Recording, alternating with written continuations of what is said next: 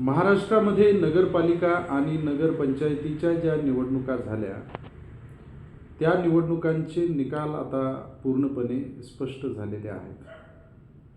म्हणून आज आपल्याला कोणत्याही अंदाजावर बोलायचं नाही किंवा अफवांवर बोलायचं नाही. आकडे उपलब्ध आहेत, फक्त त्या आकड्यांमागचा अर्थ आपल्याला या व्हिडिओमध्ये शोधायचा आहे. नमस्कार, मी सुभाष धस. तुम्ही पाहत आहात जनप्रबोधन. महाराष्ट्रामध्ये एकूण 288 नगरपालिका आणि नगरपंचायतीचे निकाल लागले.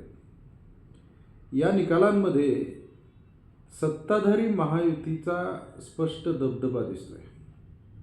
भारतीय जनता पार्टीने साधारणपणे 117 नगरपालिका जिंकलेल्या आहेत. शिवसेना शिंदे गटाने 53 नगरपालिका, तर राष्ट्रवादी काँग्रेस अजित पवार गटाला 37 नगरपालिका मिळालेल्या आहेत. म्हणजे भाजप, शिंदे गट आणि अजित पवार गट मिळून एकूण 207 नगरपालिका, म्हणजे जवळपास 72% स्थानिक सत्ता आज महायुतीकडे आहे. बाकीचे जे विरोधी पक्ष होते, काँग्रेस जर वगळलं तर बाकी शरद पवारांच्या राष्ट्रवादी काँग्रेसला आणि उद्धव ठाकरे यांच्या शिवसेनेला 10चा आकडा सुद्धा गाठता आलेला नाही आहे. इतकी त्यांची या निवडणुकीमध्ये फरफट झालेली आहे.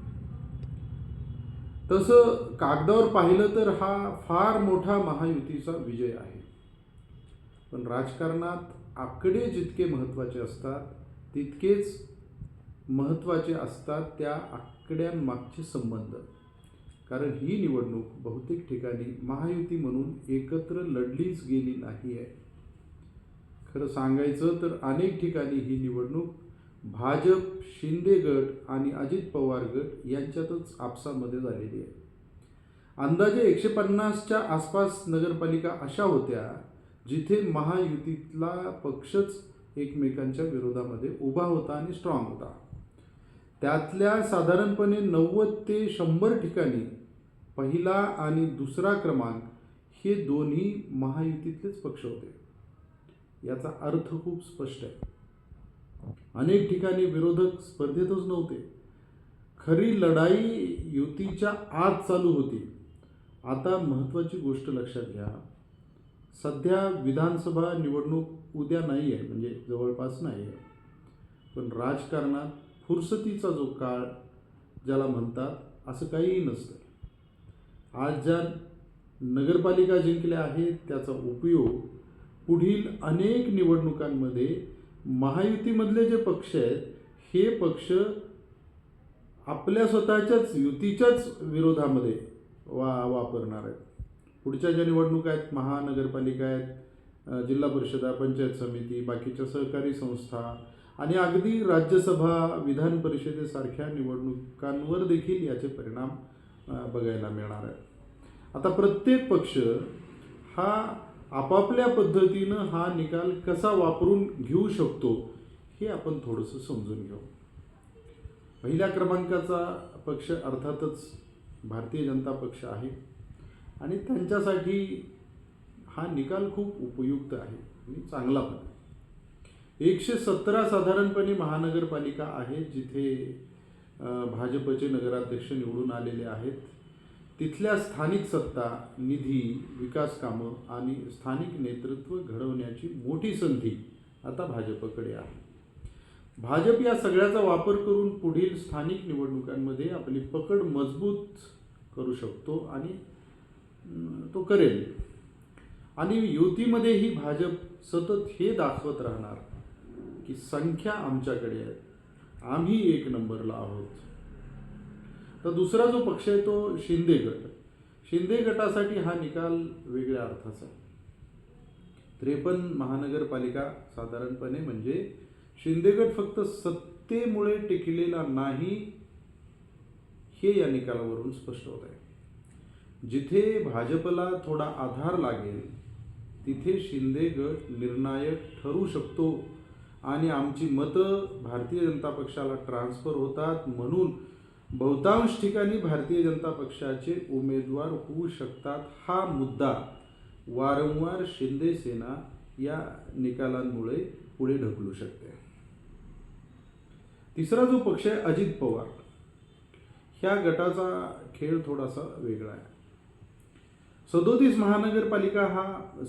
नगरपालिका हा आकडा कागदावर कमी वाटतो, पण पश्चिम महाराष्ट्र या विभागामध्ये हे सगळं त्यांचं यश कॉन्सन्ट्रेट झालेलं आहे आणि त्या क्षेत्रामध्ये अजितदादा पवार गटानं फार मोठी मुसंडी मारलेली आहे निवडणुकीच्या विजयाच्या बाबतीमध्ये.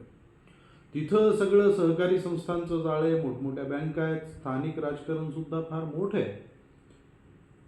तर ह्या गटासाठी तिथे पण त्यांना फायदा होणार आहे. पण एकूण युतीमध्ये कोणतीही सत्ता जर पूर्णत्वाला न्यायची असेल तर आम्ही म्हणजे राष्ट्रवादी काँग्रेस, अजित पवार गट आवश्यकच आहेत, हा संदेश तो पक्ष वारंवार महायुतीतल्या इतर पक्षांना देऊ शकतो. म्हणजे काय, महायुती आज मजबूत आहे, पण महायुतीतलं बॅलेन्स, त्याच्यातला समतोल खूप नाजूक आहे. भाजप पुढं आहे, पण भाजप एकटा पुरेसा नाही आहे. शिंदे आणि अजित पवार गट सत्तेचा उपयोग फक्त स्वतःचं अस्तित्व टिकवण्यासाठी आणि वाढवण्यासाठीच करणार आहेत आणि विरोधकांसाठी तर हा निकाल धोक्याची घंटा आहे. कारण स्थानिक स्तरावर सत्ता नसेल तर पुढील कोणत्याही निवडणुकीमध्ये लढणं फार अवघड होऊन जातं. म्हणून आजचा खरा निष्कर्ष असा आहे, आज कुणाची तरी सत्ता आली हा प्रश्न महत्त्वाचा नाही आहे. महत्त्वाचा प्रश्न हा आहे की आज मिळालेली सत्ता पुढच्या राजकारणासाठी कोण किती शहाणपणानं वापरणार आहे. महाराष्ट्रात अनेकदा असं झालं आहे की जो पक्ष स्थानिक सत्ता वापरण्यात मागे पडतो तो पुढे कधीही टिकत नाही. म्हणून आज आपल्याला या ठिकाणी असं म्हणता येईल, महायुती जिंकली आहे, पण आत्ता तर कुठे खरा खेळ सुरू झालेला आहे. व्हिडिओ आवडला तर लाईक करा, चॅनल जरूर सबस्क्राईब करा. धन्यवाद.